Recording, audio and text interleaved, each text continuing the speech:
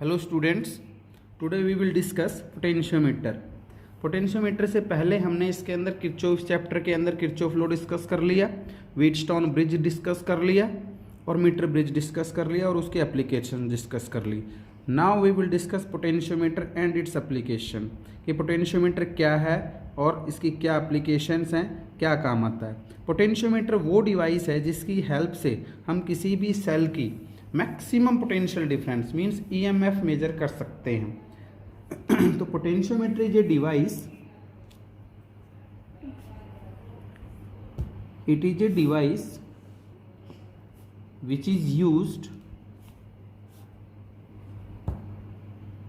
to measure unknown EMF, जिसकी value हमें नहीं पता, और potential difference accurately, accurate value हम इससे पोटेंशियोमीटर से मेजर कर सकते हैं। हालांकि ईएमएफ या पोटेंशियल डिफरेंस को हम वोल्ट मीटर से भी मेजर कर सकते हैं, बट पोटेंशियोमीटर हमें एक्यूरेट वैल्यू देगा। वोल्ट मीटर से मेजर करते हैं उतनी एक्यूरेसी आती नहीं है। मान लो किसी भी ईएमएफ, किसी भी सेल की ईएमएफ 4 वोल्ट है सपोज, और हमने पोटेंशियोमीटर से मेजर की।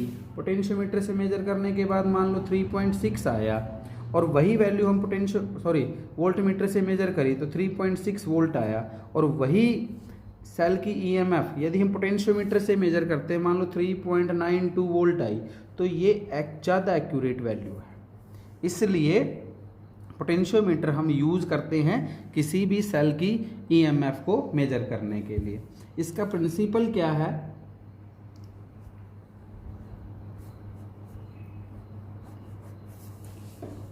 The principle of potentiometer is that the principle of potentiometer is that when a constant current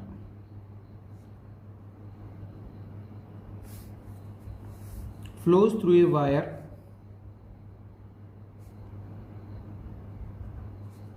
of uniform area of cross section,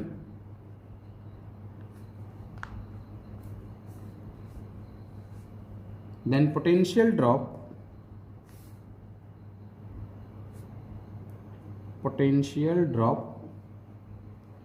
across the length of wire across any length of wire is directly proportional to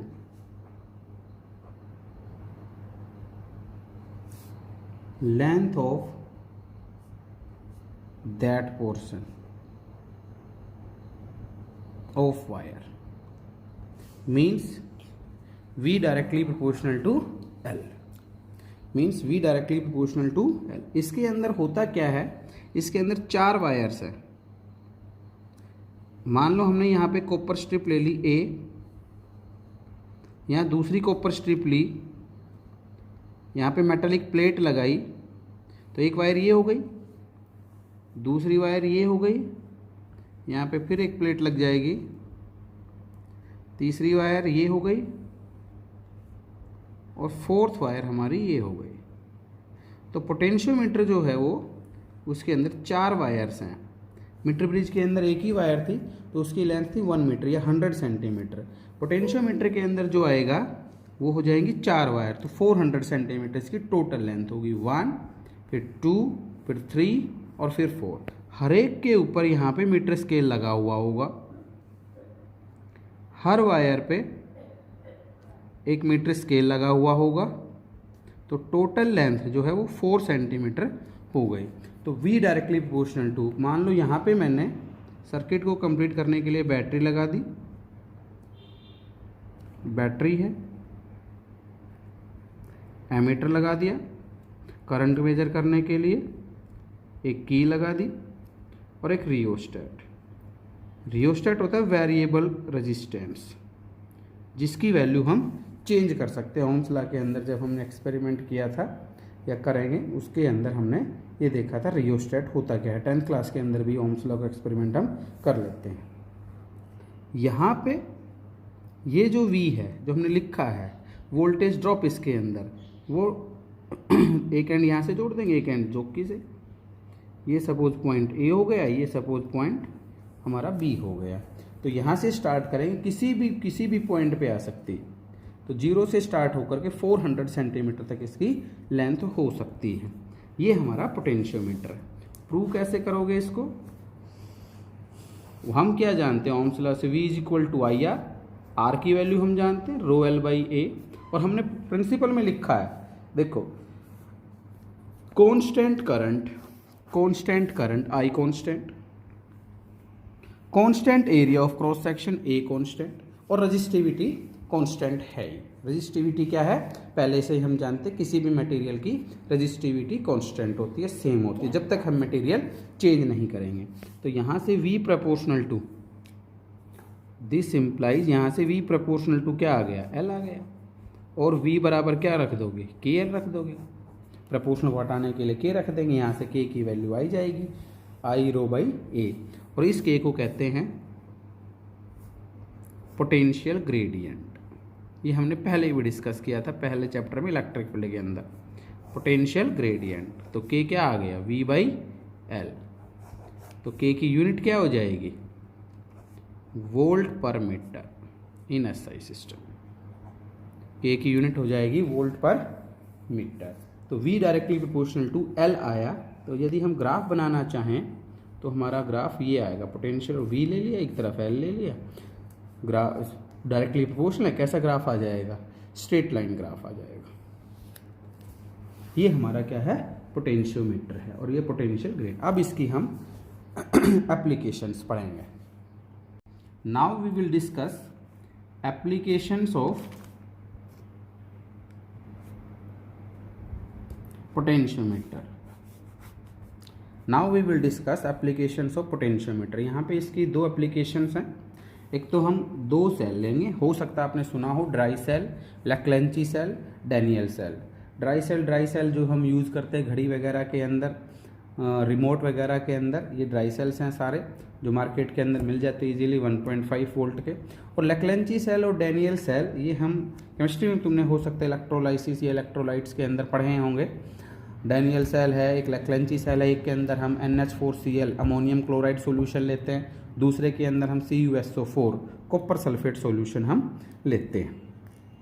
तो कोई भी दो cell ले ली, suppose हमने एक Daniel cell ले ली और एक क्या लैक्लेंची सेल ले ली, उन दोनों की EMF को कंपेयर करना हम पोटेंशियोमीटर की हेल्प से करेंगे। तो पहला है to compare EMFs of two primary cells. ये प्राइमरी सेल्स कहलाती हैं। EMFs of two primary cells. यहाँ पे जैसे हमने पोटेंशियोमीटर का डायग्राम बनाया है, 4 वायर का डायग्राम है, इसको 4 वायर 400 सेंटीमीटर लेंथ को मैं एक साथ बना रहा हूँ। तो ध्यान रखेंगे आप A और B, ये जो वायर ली है, और आप जानते हैं यहाँ पे जो वायर लेंगे हम, ये मैंगनीन वायर होगी या कंस्टंटन वायर होगी। मैंगनीन वायर और कंस्टंटन वायर, ये हमने पहले भी डिस्कस किया था, वही वायर है। मैंगनीन वायर या कंस्टंटन वायर है यहाँ अपने पास। इसके पास यहाँ पे एक मीटर स्केल रख देंगे। ध्यान रहे इसकी लेंथ 400 सेंटीमीटर है। हालांकि 10 वायर का भी पोटेंशियोमीटर हम यूज़ करते हैं, बट अब वो सिलेबस से हटा दिया। तो एट प्रेजेंट हमारे यहाँ पे 4 वायर का ही पोटेंशियोमीटर है। यहाँ मीटर स्केल लगा दिया, सर्किट को कंप्लीट करने के लिए बैटरी लगाई, एमीटर लगा दिया, की लगा दी, और रियोस्टेट हमारा वेरिएबल रेजिस्टेंस। ये रियोस्टेट, ये पॉइंट ए ले लिया, ये पॉइंट बी ले लिया। अब हम दो सेल्स लेंगे, सपोज एक लैक्लेंची सेल ले ली, दूसरी डैनियल सेल ले ली। दोनों का पॉजिटिव ए पॉइंट से जोड़ना है, और ए पॉइंट हमारा वो होगा जहाँ पे बैटरी का पॉजिटिव टर्मिनल जुड़ा हुआ है। इसका कोई पॉजिटिव, इसका भी पॉजिटिव, ये नेगेटिव इस सेल का हो गया, ये नेगेटिव इस सेल का। इसकी ईएमएफ मान लो E1 मान ली, इसकी ईएमएफ E2 मान ली। अब हमें टू वे की लेनी है। और टू वे की क्या होता है भाई, टू वे की इस तरह से है, जैसे वन वे की देखते हैं, हम इंसर्ट करते हैं, सर्किट हमारा क्लोज हो जाता है। जैसे सपोज फैन चलाया हमने, बल्ब चलाया, तो फैन और बल्ब के अंदर जैसे ही हम ए की जो है हमारा जो स्विच है इसको ऑन करते हैं, ऑन हो जाता है, ये वन वे की है। ऐसे ही लैब के अंदर अपने पास टू वे की है। मान लो यहाँ पे इस कनेक्शन के साथ मैंने फ़ैन लगा दिया, इस कनेक्शन के साथ मैंने बल्ब लगा दिया, तो इसको इंसर्ट करोगे इसको ऊपर तो यहाँ पे फ़ैन चलेगा, बल्ब ऑफ रहेगा। इसको यहाँ से हटा करके इसको लगाऊंगा तो फ़ैन नहीं चलेगा, बल्ब चलेगा। तो ये टू वे की है। तो टू वे की हमें इस तरह से लेनी है, 1, 2 और 3। 2 के साथ हमें गैल्वेनोमीटर लगाना है। गैल्वेनोमीटर ये पहले मैंने बता दिया था। एक एंड इसका यहाँ पे लगा दो और एक एंड इसका जोकी के साथ जोड़ दो और फिर जोकी को इसके ऊपर स्लाइड करवाना है इस तरह से। E1 E2 हमने क्या ले ली, 2 सेल्स ले ली। 1 2 3 ये की के नाम दे दिया हमने, टू वे की है। मीन्स 1 और 2 को जोड़ेंगे तो E1 सर्किट में रहेगी, E2 आउट ऑफ सर्किट रहेगी। 2 और 3 को जोड़ूंगा तो E1 सर्किट में नहीं रहेगी, E2 सर्किट के अंदर रहेगी। और इस की को हमें क्लोज करना है। तो make the circuit connections as shown in figure. Now close key 1 and 2 and 2 and 3 are open. 2 and 3 क्या है, ओपन है। तो यहां से क्या किया, सो E1 जो है वो सर्किट के अंदर रहेगी, is in circuit, and E2 is out of circuit. Slide the jockey on the wire from point A up to which galvanometer shows no deflection. Note down that reading.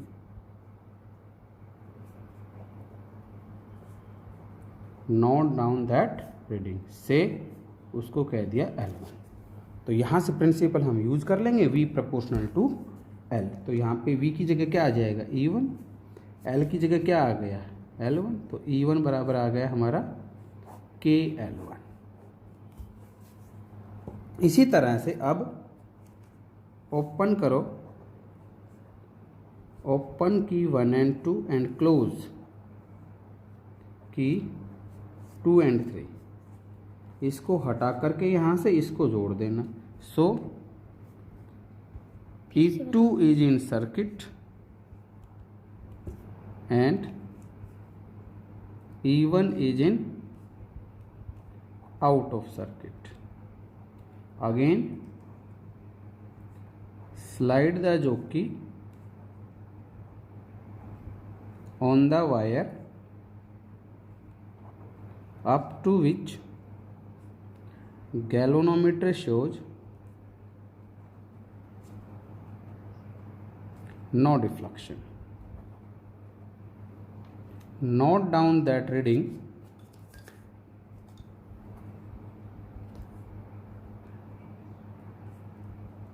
मान लिया से L2। So E2 proportional to L2।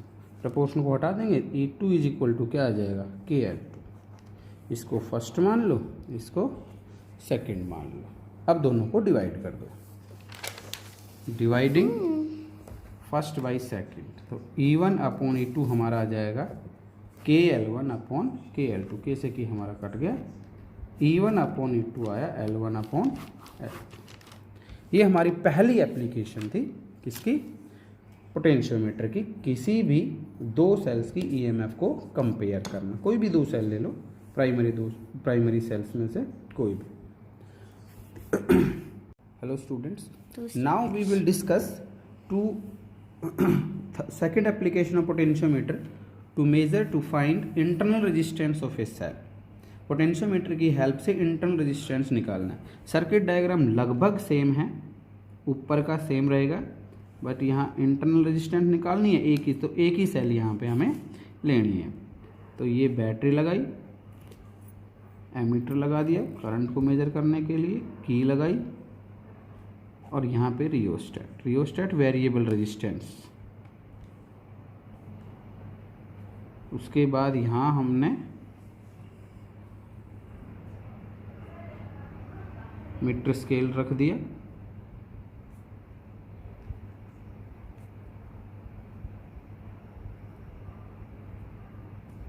यहाँ हमें ए point और ये point B ले लिया। एक सेल लेनी है, ये तो बैटरी है जिसका इंटरनल रेजिस्टेंस हमें फाइंड आउट करना, उसका पॉजिटिव यहाँ से जोड़ना है। दूसरा एंड ले लिया नेगेटिव, इसको गैल्वेनोमीटर के साथ जोड़ देंगे, इसको जॉकी के साथ जोड़ देंगे। इस पहली वाली एप्लीकेशन के अंदर भी ये ध्यान रखना, ये L1 थी तो J डैश के लिए हम क्या L2 ले लेंगे, ये जो मैंने डिस्कस कर चुका है पहले। इसके बाद यहाँ एक रेजिस्टेंस लगाना है, नॉन रेजिस्टेंस 2 ओम 4 ओम 6 ओम जो भी है, और की के साथ जोड़ना है, की लगा देंगे K2। तो यहाँ पे हमें एक चीज़ ध्यान रखनी है, पहले हम इस K1 को ही क्या करेंगे, इंसर्ट करेंगे। ये ओपन रहेगा तो इसकी सेल की EMF होगी कितनी, E। जब इसको क्लोज करोगे तब इस ये पोटेंशियल डिफरेंस V में बन जाएगा। वो हमने इंटरनल रेजिस्टेंस के अंदर पढ़ा था कि V बराबर क्या आया था, E माइनस IR। तो जब तक हम इसको क्लोज नहीं करेंगे तब तक इसकी सेल की EMF जो है वो मैक्सिमम रहेगी। एक लाइन वही लिखनी है, make the circuit connections.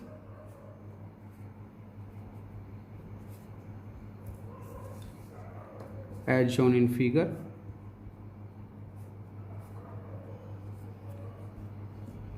Close key के K1, पहले की K1 को क्लोज कर दो, क्लोज की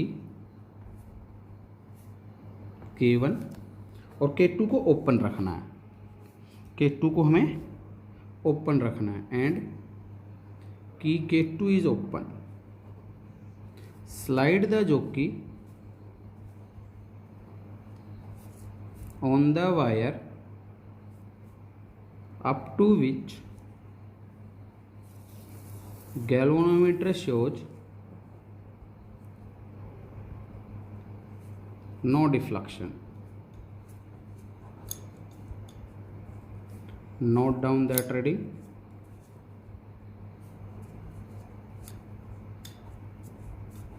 Say L1। तो यहाँ से प्रिंसिपल यूज कर लो, E प्रोपोर्शनल टू क्या आ जाएगा L1, E बराबर क्या की L1। इसको इक्वेशन मान लेंगे फर्स्ट। नाउ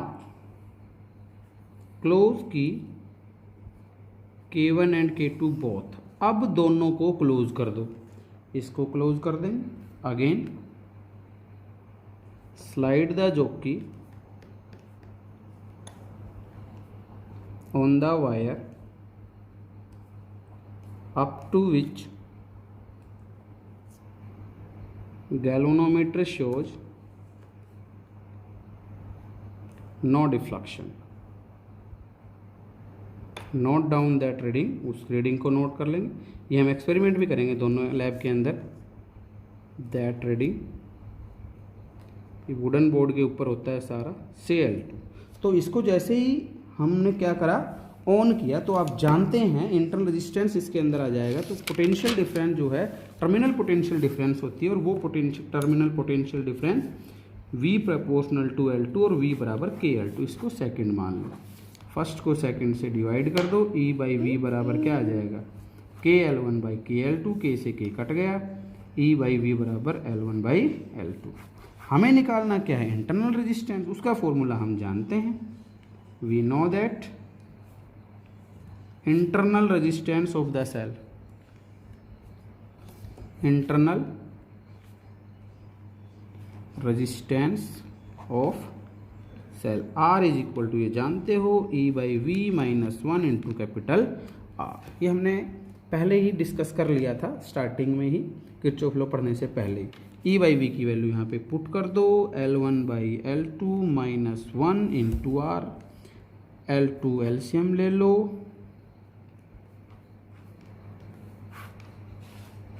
फिर भी यदि दिक्कत है इंटरनल रेजिस्टेंस के अंदर तो यहाँ से निकाल लेना। V बराबर E माइनस क्या जानते हैं, IR, इसको इधर ले आओ तो IR इज इक्वल टू क्या आ जाएगा, E माइनस V, इधर चला जाएगा, R is equal to E minus V upon I की वैल्यू पुट कर दो V/R, तो आपका आएगा E minus V upon V और R पलट के ऊपर, तो ये आ गया E/V -1 इंटू R। ये हमने पहले भी डिस्कस किया था, फिर भी यदि किसी को कोई दिक्कत हो तो यहाँ से ये कर लेना। ये हमारी सेकंड एप्लीकेशन थी किसकी, पोटेंशियोमीटर की।